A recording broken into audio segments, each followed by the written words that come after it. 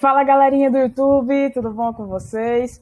Eu me chamo Viviane Forte, sou graduanda do curso da Licenciatura em História na UFRN e estou aqui hoje para esse vídeo que foi de longe o mais pedido por todos vocês nessa edição da UNHB, na história curta, recente, mas gloriosa desse canal, que é um vídeo sobre a tarefa da quarta fase.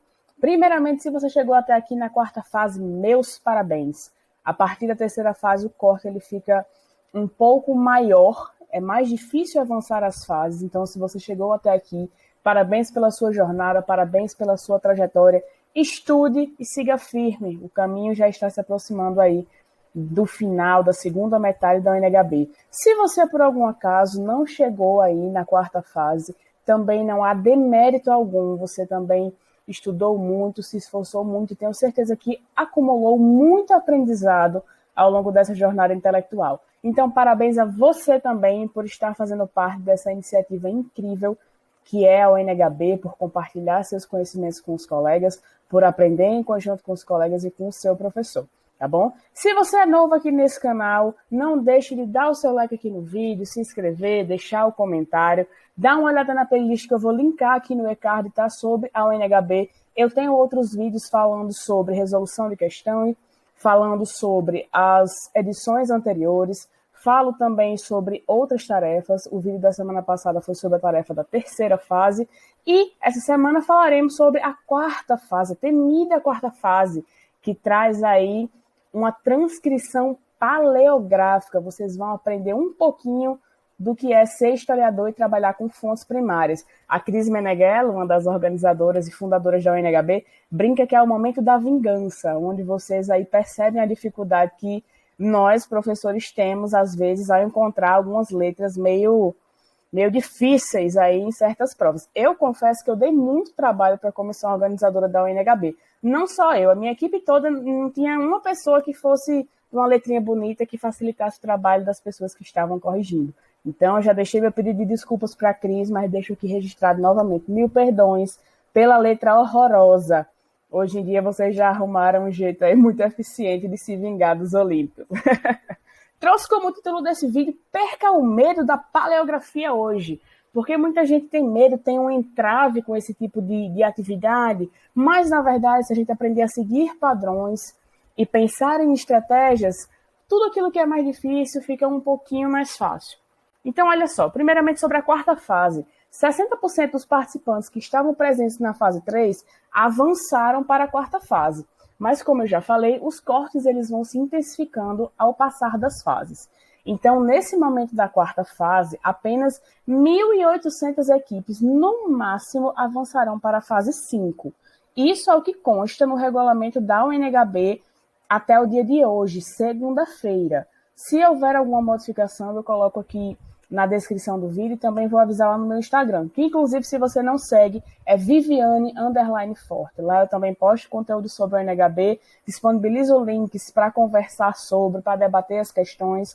Então chega junto que você vai ser muito bem acolhido e muito bem acolhida. Essa fase, mais uma vez, conta com 12 questões objetivas e com uma tarefa, que é o grande tema desse vídeo. E a tarefa consiste nada mais nada menos na transcrição de um manuscrito. Então, a equipe ela vai precisar transcrever um manuscrito de natureza diversa. Já teve carta, cartão postal, processos. E aí você vai ter que escolher se você vai escrever ou na grafia atual ou na grafia original da fonte. A UNHB permite as duas formas. Primeiras observações sobre as tarefas também. Nem tudo que está no papel é de fato uma letra. Às vezes a gente perde a mão, a caneta ela está um pouco suada e aí ela vai para um outro lugar e a gente rabisca sem querer. Às vezes está falhando, a gente vai rabiscar ali no cantinho para ver se a caneta volta. Perrengue estudantil, né, gente? Todo mundo já passou. Então, às vezes é só uma rasura. Então, você precisa sempre, sempre, sempre prestar muita atenção e ter muito cuidado. Nem tudo que está no papel é uma letra ou um sinal gráfico. Como eu já falei, a UNHB ela permite que você use a grafia atual ou a grafia da época. No entanto, não é recomendado que você utilize as duas grafias. Ou você opta por escrever na grafia atual, ou seja, em como escrevemos hoje, ou você opta por escrever na grafia da época. Eu, Viane, prefiro escrever na grafia da época.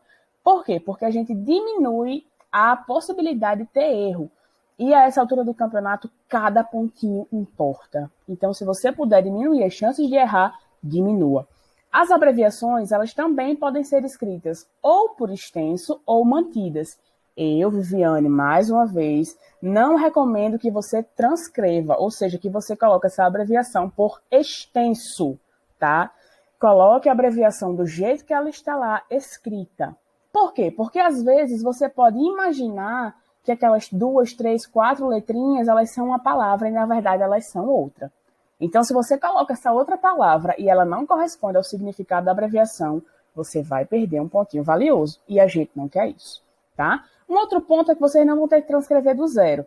A comissão organizadora, os elaboradores, eles já transcrevem um pedacinho da tarefa para que vocês possam se guiar na transcrição do restante. Então, é difícil, mas nem tanto. Agora, vamos para as instruções e dicas. Primeira dica é, pelo amor de Deus, leia com muita calma e com muita atenção o documento antes de já querer ir lá transcrever e responder a prova e salvar rascunho. Não faça isso. Leia devagar, leia com calma, preste atenção naquilo que é ponto, naquilo que é vírgula, naquilo que não é nada, que é só uma rasura, naquilo que pode ser uma abreviação, naquilo que pode ser uma letra diferente, que você venha ter dificuldade aí em descobrir qual é. Então, faça meio que um mapeamento. Esse tipo de leitura, ele é muito indicado quando a gente vai para leitura de alguma língua estrangeira. Então, primeiro a gente passa o olho para ver mais ou menos do que se trata, ver o que a gente entende, ver o que a gente não entende, e assim partir para um segundo passo, que é ler o que já está transcrito e tente estabelecer sentido entre o que já está ali transcrito e o que você precisa transcrever. Esse é um outro exercício que a gente também faz com línguas estrangeiras. Então, a partir de algumas palavras que a gente já conhece, que a gente já sabe o significado, a gente tenta compreender o significado do todo. Seja uma frase, seja um período, seja um parágrafo. Da mesma forma, a gente deve fazer nessa transcrição paleográfica. A partir daquilo que o NHB já colocar lá transcrito, você tem que dar uma olhadinha e pensar, nossa, tá falando sobre isso aqui. Então, isso que eu pensei para transcrever essa palavra faz sentido? Se sim, corre para o abraço. Se não, repense, tá bom? O formato das letras e sinais, eles tendem a se repetir, esse formato tende a se repetir. Então, preste atenção nas formas de cada letra, na maneira como se escreve cada uma dessas letras. Isso quer dizer que vai ficar sempre parecido, sempre igual? Não. Às vezes, quando a gente escreve um documento muito extenso, a nossa letra ela vai mudando ao longo do tempo. E isso é natural, porque a gente cansa, o punho tem aquela canseira, às vezes a gente já tem uma tendinite, então tem uma dificuldade ali de escrever, e essa letra ela pode se modificando um pouquinho, ficando um garrancho pior. Isso quer dizer que tudo vai mudar ao final do documento? Não, mas pode. E nós precisamos estar atentos a essas modificações. Uma outra coisa, é importante conhecer a época de produção do documento e buscar outros manuscritos que estejam aí nesse mesmo contexto. Por quê? Porque às vezes eu não consigo de jeito nenhum identificar o morfema que está ali escrito, a letrinha que está ali escrita. Então, o que é que você faz? Você faz uma comparação. Procure outro documento da mesma época, do mesmo local, se possível, da mesma pessoa que escreveu, para comparar, tá bom? Essas letras e assim você poder avançar nessa transcrição. Outro ponto, preste atenção no tipo de documento, já que cada situação comunicativa, ela pede uma linguagem diferente. Eu não vou escrever em uma carta oficial a mesma coisa que eu vou escrever em um cartão postal ou uma carta para um amigo, um familiar, uma pessoa que eu gosto. São linguagens diferentes. Então, perceber essa diferença de linguagens também te ajuda na hora de transcrever a sua tarefa. Um outro ponto, preste atenção sempre na coloração dos escritos. Às vezes, essa coloração é mais vívida, às vezes ela é mais opaca. O que isso quer dizer? Que às vezes outras pessoas elas podem alterar, tá bom, esse documento, escrever algo a posteriori. E isso também deve ser levado em consideração nesses documentos a serem transcritos. Como eu já falei, tenham cuidado. Os sinais e as rasuras, às vezes, podem não representar nada nos documentos ou confundir vocês a pensarem que é uma letra ou um sinal, mas não são nem letras nem sinais. E por fim, temos aqui a dica de ouro.